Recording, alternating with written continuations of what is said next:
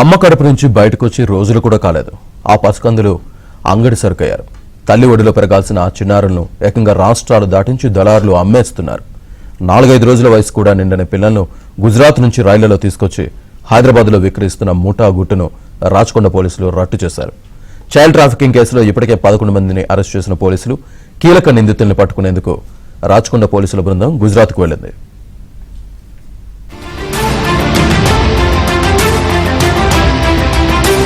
గత కొంతకాలంగా హైదరాబాద్ నగరంలో పిల్లల్లో అమ్ముతున్న ముఠాగుట్టును రట్టు చేశారు రాచకొండ పోలీసులు.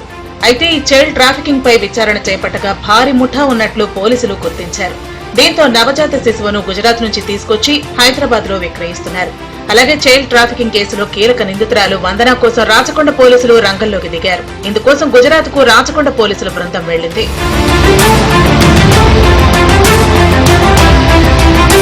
పిల్లల్ని విక్రయించడంలో దళారులుగా వ్యవహరించిన 6, కొనుగోలు చేసిన 5, మొత్తం 11 మందిని పోలీసులు అరెస్టు చేశారు. అక్రమంగా తరలించిన 4 చిన్నారుల్లో 3 తెలంగాణలో, 1 ఏపీలో విక్రయించినట్లు గుర్తించారు. ఈ కిడ్నాప్ గ్యాంగ్ లో ప్రధాన నిందితులుగా కోలాక కృష్ణవేణి, దీప్తి, శ్రవణ్ కుమార్, ఆమ్గోత్ శారద, గౌతమ్ సావిత్రిదేవి, సంపత్ కుమార్లను గుర్తించారు. వారి వద్ద నుంచి పిల్లల్ని కొనుగోలు చేసిన నాగవెంకట పవన్ భగవాన్, రమాశ్రావణి, రమేష్, వినయ్ కుమార్, స్వాతిలను కూడా అదుపులోకి తీసుకున్నారు. వీరు 2 తెలుగు రాష్ట్రాల్లో చిన్నారులను విక్రయించినట్లు పోలీసులు గుర్తించారు.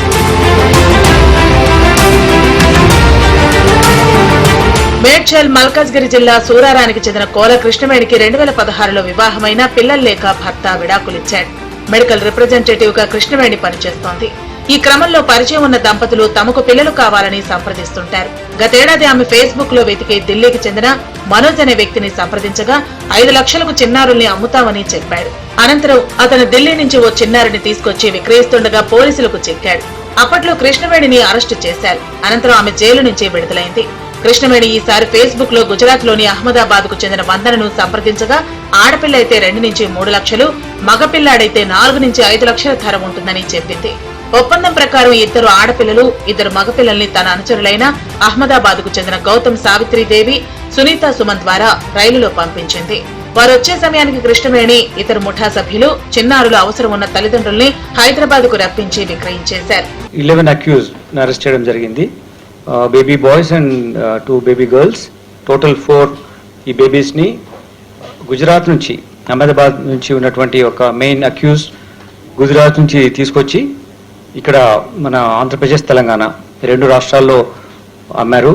ఇంకొక పిల్లవాడిని వాళ్ళు ఫేక్ డాక్యుమెంట్స్ క్రియేట్ చేసి అమ్మే ప్రాసెస్ ఉన్నప్పుడు మేము పట్టుకోవడం జరిగింది. ఇందులో టోటల్గా 11 అక్యూజ్ను అరెస్ట్ చేశాం. జేమ్స్ బాండ్ బేబీస్, మీరు చాలా ఆశ్చర్యపోతారు. జస్ట్